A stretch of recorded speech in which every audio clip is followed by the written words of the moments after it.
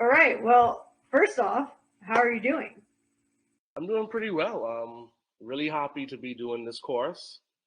I did the C license in 2021, and so I was really happy to, be able to come back up north again. I did North Dakota for the C license. No way. Yes. That's cool. Obviously that's a remote area. Who was your coach educator there in North Dakota? Marin. Yeah, Yeah. she's awesome. Yes. Oh yeah. Perfect. Yeah. I live in Iowa currently.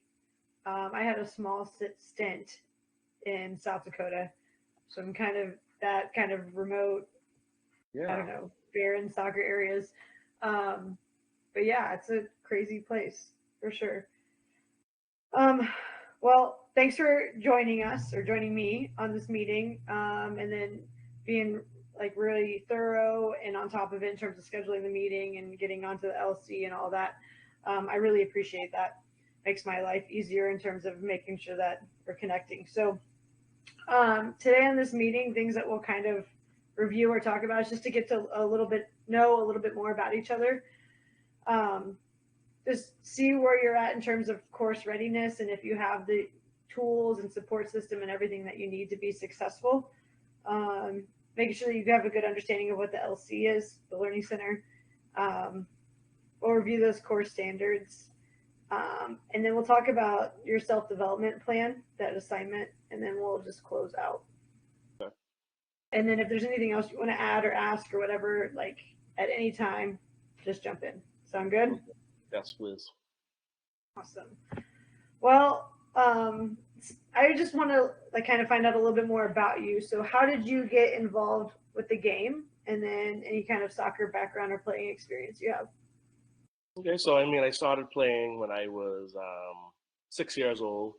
I went to a school, and I'm from the Bahamas, so I'm talking to you right now from Nassau, Bahamas. I still live here.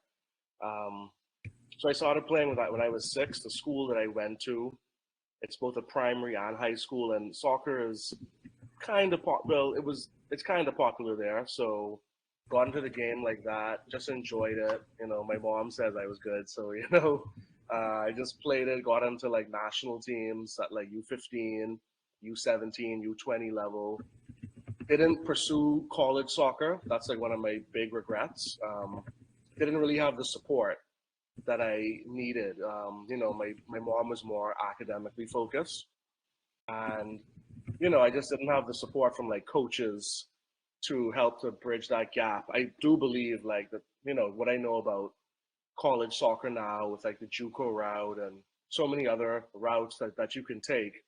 I'm pretty sure that I could have, but wasn't something that happened. But that actually like really kind of made my love for the game even stronger because I just felt like I didn't accomplish what I wanted to accomplish. I didn't reach my full potential. So I played as an adult in the Bahamas, like when I moved back home. Um, and then, I started getting into coaching. Somebody suggested, that that there's coaching jobs available and they also suggested the U.S. soccer licenses as the pathway, to get into serious coaching. And so I did that.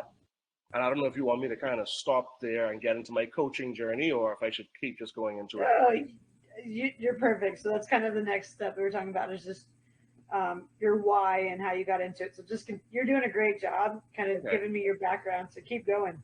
sure thing. So, yeah, I got into coaching with some other programs, and then eventually I started my own program. Um, my program serves, I would say, from a demographic standpoint, like Bahamians who maybe come from like middle class, maybe even lower middle class. But point is, it's not, like I don't have the affluent demographic that some of my peers have, like other guys who have US soccer licenses over here. They are more in the affluent area. I'm more in, the broader Bahamian middle class area. But, that's kind of, what I prefer anyway. My team, again, I founded it. I'm the head coach. So I do all the admin. accounting, marketing, everything that's needed for the team. I pretty much do accept that I have coaches on staff, and those coaches do assist me with a little bit of admin, but their job really is to assist with, coaching the kids, instructing the children. So that team started in 2019. That's 5 years ago now. So we have about 100 players, ages 3 to 14.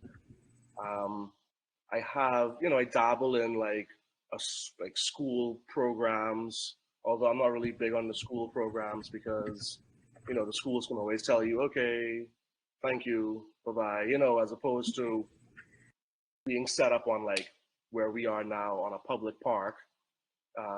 We have a lot more, we have a lot more rights to be there as opposed to a school. So for this course, so my team is, I still I'm really still in the building stages of my team. And so what we focus on a lot of little kids. I have a U13 team that has some good players, but for this course, it just lacks a bit of depth. And so what I did was I reached out to our FA, and they have agreed to let me coach the U15 national team for this course. And so that's more of a development program, meaning they have about 30 boys out right now. They have them split into two teams. And so this is literally, I just literally met the boys last week for the purposes of this course. Again, I have the support of the technical director. And so from the standpoint of the quality of the players, they're at least intermediate.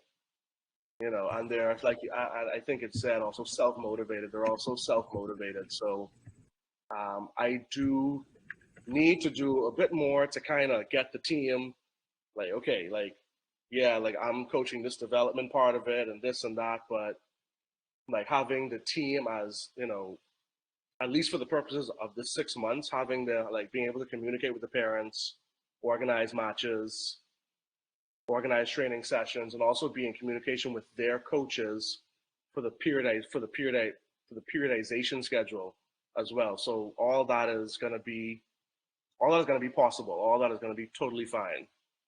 Yeah, that's awesome.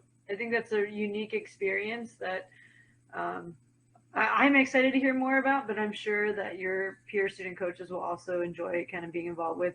We'll get a little bit more into those standards and what that looks like in your environment to make sure that we're good there. So I appreciate you sharing.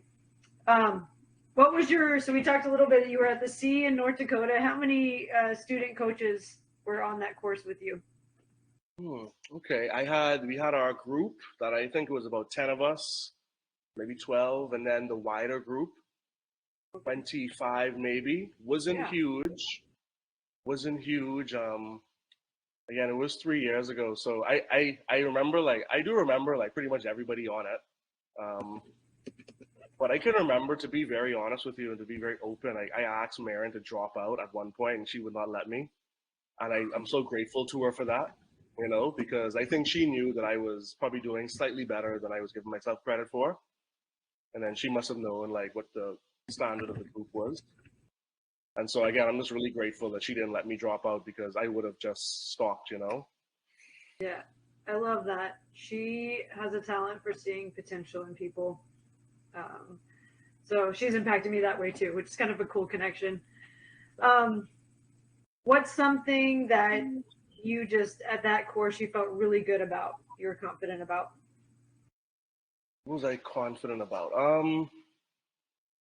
I'm always really confident when we talk about the leadership part of things, the managing the performance environment. Those are the areas that I feel, because I come from such a unique environment and I've had to apply the US soccer or not just had to, but I've chosen to apply what I've learned from US soccer as the standard. I don't know better, if you get what I mean, than what we're taught in the course. And I believe that has helped the program to grow. It has helped our reputation. Like when people see our program, they hear about my coaching and they have a chance to see my decision making. So that's always been an area. I always love the discussion parts. So I don't know what the next question is, where I felt that I wasn't so strong. Or maybe that you just took advantage of differently, or just experienced differently, or any regrets in terms of the course. I really struggled with the coaching, like when we had to be filmed. Uh-huh. I like totally. I mean, I like my setup and my session was fine, all that good stuff. But I actually like. I think I had like an absolute culture shock in the middle of it because we were coaching players from North Dakota. These are U13 players, Yeah. and you're ready. Like we're under a little bit of pressure, right? Because Right. that's what we're here for. We're here to get put under pressure so we can get better. And so I was just like, I was talking to someone about it just the other day. I think it was my mom, and I told her like I just was totally speechless. I couldn't think of anything to say, and I kind of knew better too than to just talk and say random stuff. I just kind of froze up,